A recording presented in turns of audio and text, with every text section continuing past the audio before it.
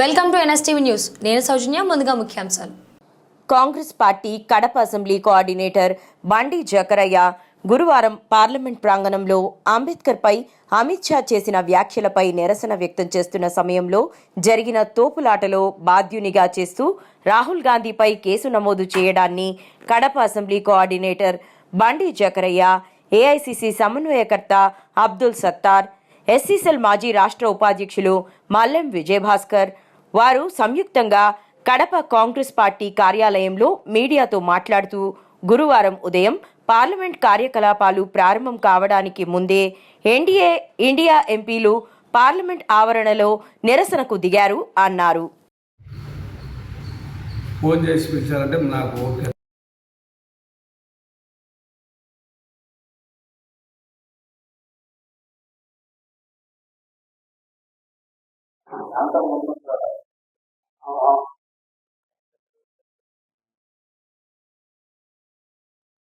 మండేటి బుధవారం దినమున పార్లమెంటులో రాజ్యాంగం రాసిన నిర్మాతను గురించి వేలనగా మాట్లాడడం అనుష ఆయనను వెంటనే సస్పెండ్ చేయాలా, లేకుంటే రాజీనామా చేయాలని కాంగ్రెస్ పార్టీ డిమాండ్ చేస్తుంది. మరి అనుష గుజరాత్లో ముఖ్యమంత్రిగా ఉన్నప్పుడు ఆ రోజు కూడా ఆయన అసెంబ్లీలో మినిస్టర్గా ఉన్నాడు.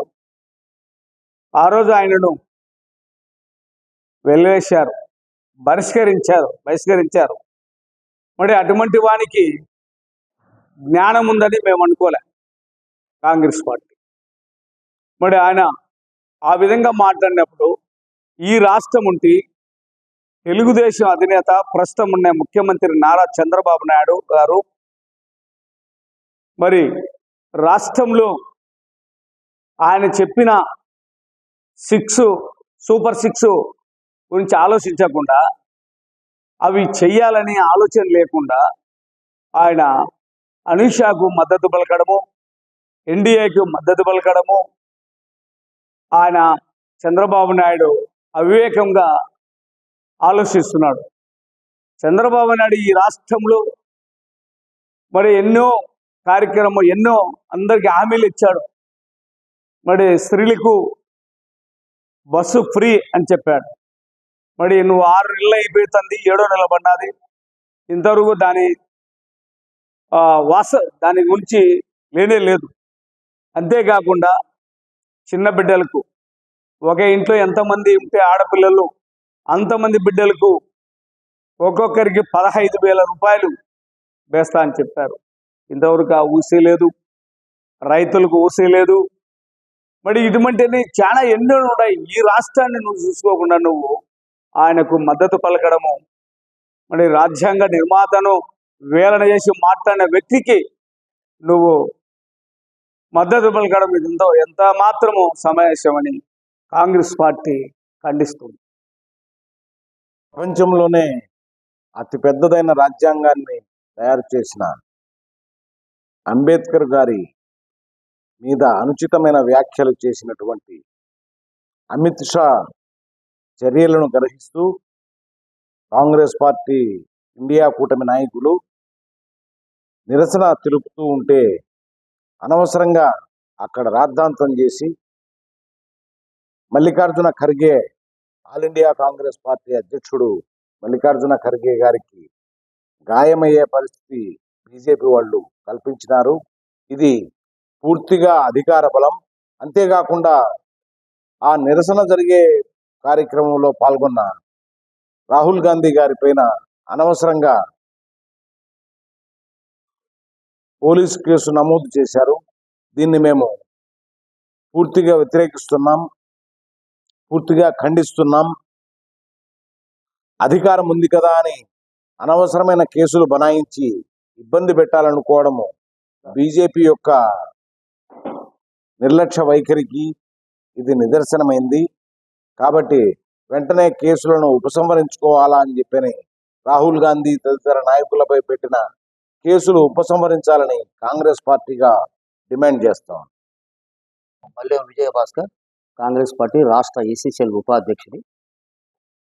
ఈరోజు రాజకీయాలు చూస్తూ ఉంటే అసలు భారతదేశంలో రాజ్యాంగం ఉందా, ఆ రాజ్యాంగం భూస్థాపితం చేస్తున్నటువంటి పరిస్థితి ఎదురవుతుందని కూడా ఈ సందర్భంగా నేను తెలియజేస్తా ఉన్నాను. ఎందుకంటే డాక్టర్ బిఆర్ అంబేద్కర్ గారు రాజ్యాంగాన్ని నిర్మించినటువంటి మహనీయుడు. ఒక తిట్టు మోడీ ఏమో ఆయన ప్రధాని గారు నేను అంబేద్కర్ గారిని గౌరవిస్తాను అంటున్నాడు. ఒకవైపు ఏమో అంబేద్కర్ గారికి ఇంత ఘోర అపజయం అపరాధం జరుగుతున్నప్పటికీ దాని విషయంలో ఆయన ఖండించకపోవడము చాలా బాధాకరము. మరి అమిత్ షా గారు మరి ఆయన ఈ యొక్క పాలిటిక్స్ అంతా డైవర్ట్ చేస్తూ కాంగ్రెస్ పార్టీ మీద నెపం వేస్తున్నారు. ఎప్పుడో అప్పుడు అంబేద్కర్ గారిని కాంగ్రెస్ పార్టీ ఓడించిందని అంటే ఇది దోషులుగా చేస్తున్నారు రాహుల్ గాంధీ గారిని. మరి కాంగ్రెస్ పార్టీని ఆయన కొంచెం అవహేళనగా చేస్తూ మాట్లాడడం అనేది చాలా బాధాకరము. మేమైతే ఈ విషయంలో ఖండిస్తున్నాం. అంబేద్కర్ గారు విషయంలో ఏది జరిగినా కూడా మేము పార్లమెంటులో జరిగినటువంటి సంఘటన విషయంలో మేము గట్టిగా ఖండిస్తూ మరి కాంగ్రెస్ పార్టీ ఎప్పుడూ ఇటువంటి విషయాల్లో ముందుండి పోరాటం చేస్తున్న సందర్భంగా నేను తెలియజేస్తున్నాను. అంతేకాకుండా భారత రాజ్యాంగాన్నే మార్చుతామని తప్పుడు సంకేతాలు ఇచ్చి ఈరోజు భారతదేశానికే ఒక అవమానాన్ని తెచ్చే విధంగా బీజేపీ వ్యవహార శైలి వ్యవహరిస్తుందని కూడా మేము ఈ సందర్భంగా తెలియజేస్తున్నాం. కాబట్టి బీజేపీ ప్రభుత్వానికి మేము ఒక్కటే హెచ్చరిక చేస్తా ఉన్నాం. రాజ్యాంగాన్ని విషయంలో మీరు ఎటువంటి పరిస్థితుల్లో కూడా పొరపాటునో గ్రహపాటునో మీరు తప్పుదో పట్టించి అంబేద్కర్ గారికి అవమానకరమైనటువంటి పరిస్థితికి కల్పిస్తే మేమే చూస్తూ ఊరుకోమని రాబోయే రోజుల్లో ఇంకా ఉధృతంగా మేము ఈ విషయం పైన పోరాటం చేసి మీకు బుద్ధి చెప్తామని కూడా ఈ సందర్భంగా తెలియజేస్తున్నాం.